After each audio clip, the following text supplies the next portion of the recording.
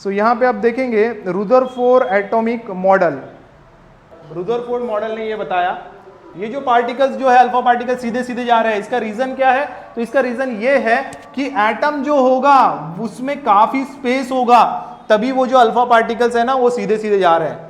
Okay, ये जो door है अगर मैं इसको क्लोज करके रखूं तो कोई आ सकता है क्या अंदर? नहीं आ सकता। या कोई जा सकता है क्या यहां से बाहर? नहीं। लेकिन अगर मैं इसको ओपन कर दूं, ऐसा स्पेस अगर रख दूं मैं यहां पे, तो कोई भी आ सकता है और कोई भी जा सकता है। तो यहां से आप ये कंक्लूजन कर सकते हैं ना, जो सीधे सीधे ही पार्टिकल जा रहे हैं अल्फा पार्टिकल, इसका मतलब उनको जाने के लिए जगह है। इसका मतलब वहां पे एटम में क्या होगा? स्पेस होगा, मैक्सिमम स्पेस होगा, इसका मतलब है ना।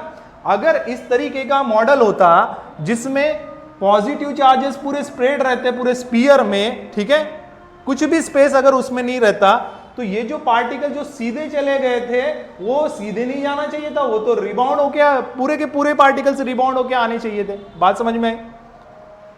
तो यहां से इस एक्सपेरिमेंट से ये समझ में आ रहा है कि एटम में क्या होता है? स्पेस होता है। एटम में क्या होता है? स्पेस होता है। तो इस वजह से आप ये बोल सकते हैं कि इस वजह से, यही रीजन से ये जो थ्योरी है ये फेल हो गया, यहीं पे फेल हो गया। ओके, तो देयर इज अ स्पेस। अब यहां पे कुछ पार्टिकल्स जो है ना, देखो स्कैटर्ड भी हो रहे हैं, कुछ पार्टिकल्स स्कैटर्ड हो रहे हैं, ठीक है। अब कुछ पार्टिकल्स अगर स्कैटर्ड हो रहे हैं मतलब कुछ तो है अंदर में जिससे वो स्कैटर्ड होगा।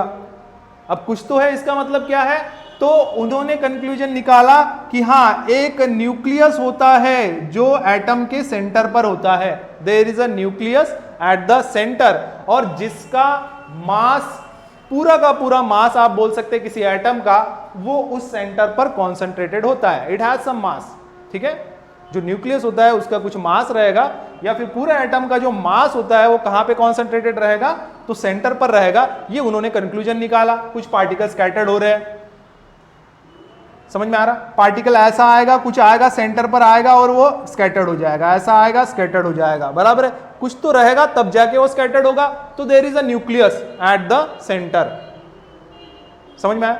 और उस न्यूक्लियस के अंदर में क्या रहेगा? तो प्रोटॉन्स रहेंगे। उस न्यूक्लियस के अंदर में क्या रहेंगे? प्रोटॉन्स रहेंगे, positively charge particle. Number of positively charge particle जो भी है वो number of positively charge particles वहां पे रहेंगे, न्यूक्लियस के अंदर में रहेंगे, ऐसा उन्होंने बोला। और इलेक्ट्रॉन्स के बारे में ये बताया कि इलेक्ट्रॉन्स जो है वो न्यूक्लियस के अराउंड में ऐसे रिवॉल्व करते रहेंगे। इलेक्ट्रॉन्स जो है वो न्यूक्लियस के अराउंड में रिवॉल्व करते रहेंगे। अब रुदरफोर्ड ने ये भी बताया जो इलेक्ट्रॉन रिवॉल्व करता है तो वो कैसे रिवॉल्व करता है? यहां पे in a circular orbit, in a circular orbit, ये भी बताया। इलेक्ट्रॉन जो रिवॉल्व करता है कैसे करता है? सर्कुलर ऑर्बिट में रिवॉल्व करता है। ये भी चीज इन्होंने बताया, ठीक है। इलेक्ट्रॉन हो गया या जो न्यूक्लियस हो गया, इसके बीच में जो होता है इसमें काफी स्पेस आपको देखने को मिलेगा, ठीक है। उन्होंने ये भी बताया कि जो न्यूक्लियस का साइज होता है as compare to the size of atom, काफी छोटा होता है। एटम का साइज अगर 10⁻⁻⁹ मीटर इतना है, क्या बोला मैंने?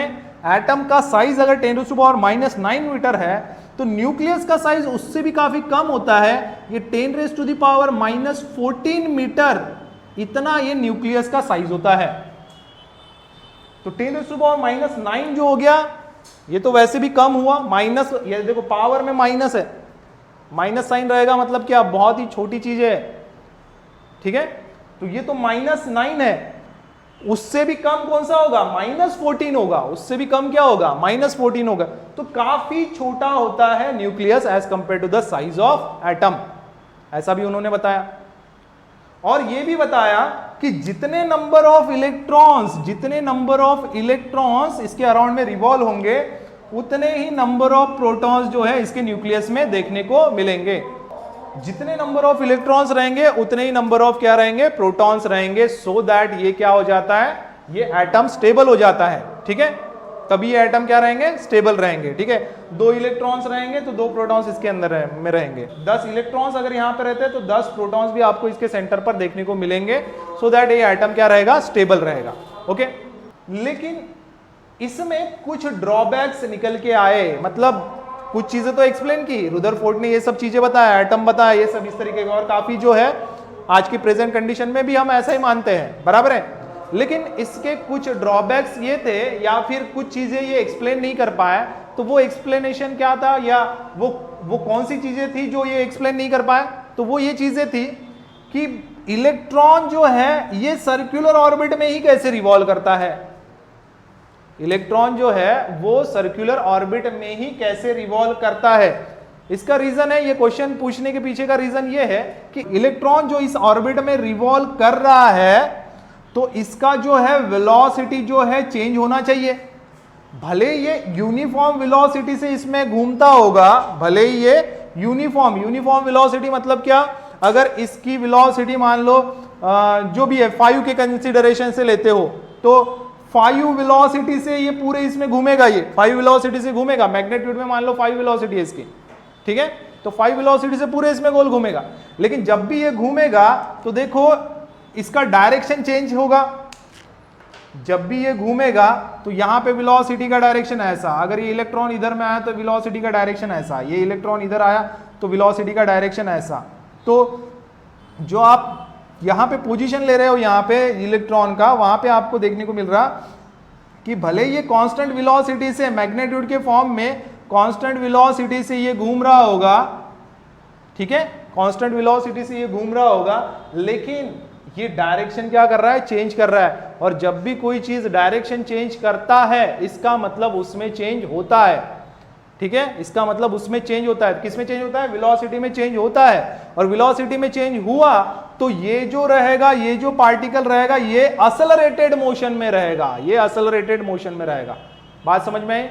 ये कैसे मोशन में रहेगा? असलरेटेड मोशन में रहेगा। आप जब गाड़ी चलाते हो, ठीक है, जीरो से आप क्या करते हो, स्पीड बढ़ाते हो। जब भी व्हीकल चलाते हो तो जीरो से स्पीड बढ़ाते हो, समझ में आ रहा? हाईवे पे जब आप जाते हो तो कांस्टेंट स्पीड से जाते हो, कांस्टेंट स्पीड से जाते हो। जब कांस्टेंट स्पीड से जाते हो तब आप असलरेट नहीं करते, तब आप असलरेट नहीं करते, ठीक है। लेकिन जब व्हीकल को आप जीरो से आगे लेके जाते हो तो तब आपको देखने को मिलेगा कि आप असलरेट कर रहे हो, आप असलरेट कर रहे हो, ठीक है। तो ये जो असलरेशन वाली चीज है ये थोड़ा समझ लेना है आपको। तो जब भी कोई चीज में या जब किसी फिजिकल क्वांटिटी में चेंज देखने को मिलेगा तो उसमें जैसे अभी वेलोसिटी है तो वेलोसिटी में चेंज देखने को मिल रहा, तो इसका मतलब ये जो पर्टिकुलर इलेक्ट्रॉन है ये असलरेटेड मोशन में रहना चाहिए, असलरेटेड मोशन में रहना चाहिए। बात समझ में आई? और जब भी कोई पार्टिकल असलरेटेड मोशन में होता है तो वो एनर्जी रिलीज करता है। तब क्या करता है? वो एनर्जी रिलीज करता है। और अगर ये एनर्जी रिलीज करेगा, ये एनर्जी रिलीज करेगा तो आगे चल के ऐसा करते करते इसकी एनर्जी थोड़ी डिक्रीज हो जाएगी। और एनर्जी डिक्रीज होगी तो वो इस ऑर्बिट में बने हुए नहीं रहना चाहिए फिर तो वो जो इलेक्ट्रॉन है ऐसा जाके ऐसा आगे जा रहा है, तो ये जो है इसका एनर्जी डिक्रीज हुआ तो वो उस ऑर्बिट में नहीं रहेगा। या ऐसा करते करते एक स्पाइरल पाथ उसने लेना चाहिए और स्पाइरल पाथ लेते लेते इस न्यूक्लियस में वो कोलाइड होना चाहिए। बात समझ में आई?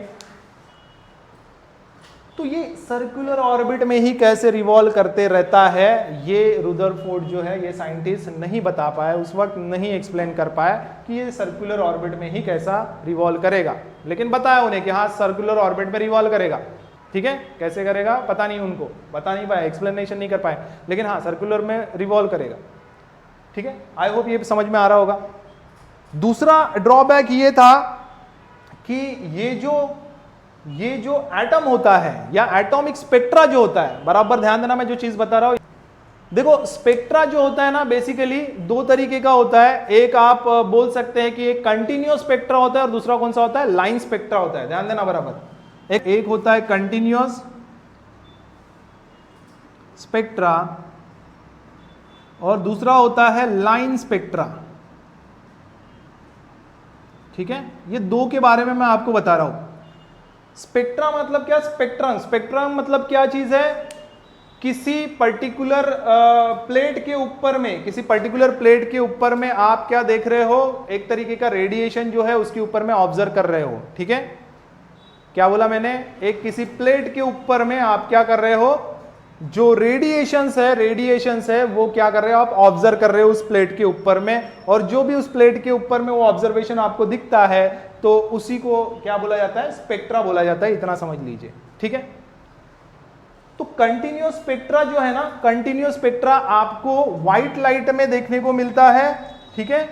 जो एक प्रिज्म होता है, आपने बहुत बार सुना होगा, एक प्रिज्म है, प्रिज्म के ऊपर में व्हाइट लाइट जो है वो इंसिडेंट कराया गया, ठीक है, व्हाइट लाइट इंसिडेंट कराया गया, और व्हाइट लाइट इंसिडेंट होने के बाद में ये क्या होता है, 7 कलर की लाइट देता है, बराबर है, 7 कलर की लाइट देता है, ऐसा आपने सुना होगा, सुना है ना।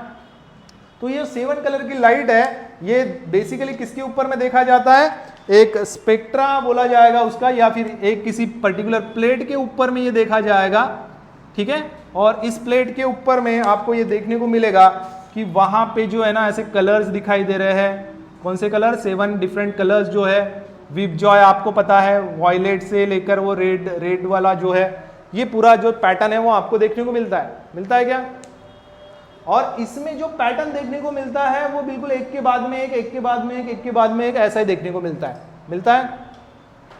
कि नहीं मिलता है, ठीक है। ऐसे कलर इसके ऊपर में है, ऐसा समझ लिए, वॉयलेट कलर, ठीक है, ग्रीन कलर, ब्लू कलर जो भी है, रेड कलर, ऐसा देखने को मिलेगा पूरे ऐसे।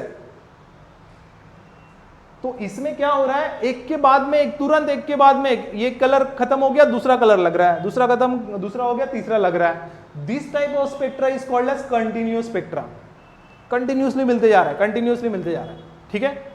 और दूसरा जो है लाइन स्पेक्ट्रा, लाइन स्पेक्ट्रा जो होता है, लाइन स्पेक्ट्रा में आपको ये ऐसा स्पेक्ट्रा देखने को मिलेगा, ठीक है, इस तरीके का नहीं, लेकिन ये इस तरीके का स्पेक्ट्रा देखने को मिलेगा। कभी कभार उसमें जो है, मतलब कुछ लाइंस जो है, आपको यहाँ पे एक लाइन मिला तो फिर कुछ दूरी के बाद में लाइन मिलेगा, 2 मिल सकते, 3 मिल सकते, ऐसा इस तरीके का मिलेगा, and this is called as line spectra. कुछ ऐसे भी एक्सपेरिमेंट, कुछ ऐसे भी रेडिएशंस आपको देखने को मिलेंगे जहां पे किस तरीके का स्पेक्ट्रा मिल रहा, इस तरीके का, जिसमें थोड़ी सी गैप रहेंगी और फिर वहां पे कुछ लाइंस दिखेंगे, गैप रहेंगी फिर लाइंस दिखेंगे, and this is called as line spectra. अब ये जो स्पेक्ट्रा यहां पे मिल रहा है ना, तो ये बेसिकली कुछ फ्रीक्वेंसी इसको मिल रही है, कुछ फ्रीक्वेंसी इसकी होती है, उस फ्रीक्वेंसी की वजह से ये ऐसा स्पेक्ट्रा दिखाता है। इतना याद रखिए, क्या बोला मैंने, उस वेव की कुछ फ्रीक्वेंसी होती है और उस फ्रीक्वेंसी की वजह से ये ऐसा स्पेक्ट्रा दिखाता है। यहां पे भी अगर आपको लाइंस मिल रही है, मतलब यहां पे कुछ तो भी पर्टिकुलर फ्रीक्वेंसी उसको मिल गई है, सो दैट ये उसके ऊपर में इंसिडेंट हुआ। यहां पे कुछ फ्रीक्वेंसी मिल रही है, सो दैट वहां पे इंसिडेंस हो गया। ठीक है, यहां तक समझ में आया। थोड़ा सा डिटेल है और इतना समझना आपको जरूरी है, सो दैट इसका जो सेकेंड ड्रॉबैक है वो भी आपको समझ में आएगा।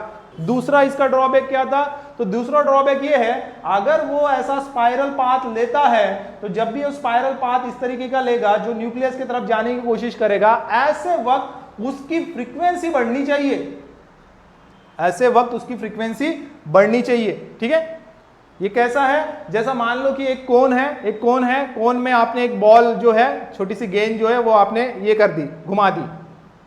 ठीक है, तो जब आप उस गेंद को घुमाओगे उसके अंदर में, तो ऊपर में जो है इस तरीके का घूमेगा, लेकिन जब वो नीचे में आएगा तो ये बहुत ज्यादा तेजी से आएगा। ऐसा रमन साइंस में अगर आपने कभी देखा होगा तो इस तरीके का एक आधा एक्सपेरिमेंट आपको वहां पे देखने को मिलेगा। ये रमन साइंस में भी आप गए होंगे कभी, तो साइंस लैब में वगैरह, ऊपर में जो है थोड़ा सा कम स्पीड से ऐसा गोल घूमते हुए दिखाएंगे, लेकिन नीचे जब आएगा तो ऐसे तेजी से गोल घूमता है। जब तेजी से घूमेगा तो फ्रीक्वेंसी बढ़ गई, 1 सेकंड में ज्यादा चक्कर लगा रहा है, 1 सेकंड में कम चक्कर लगा रहा है, फ्रीक्वेंसी क्या हो गई, यहां पे बढ़ गई। तो ये जो स्पाइरल पाथ लेगा ऐसा, तो with a very high frequency आपको इसको देखने को मिलेगा। फ्रीक्वेंसी बढ़ती रहेंगी यहां पे इसकी, और फ्रीक्वेंसी बढ़ती रहेगी मतलब कंटिन्यूअसली फ्रीक्वेंसी बढ़ती रहेगी। इसकी बात समझ में आई, कंटिन्यूअसली फ्रीक्वेंसी बढ़ती रहेगी।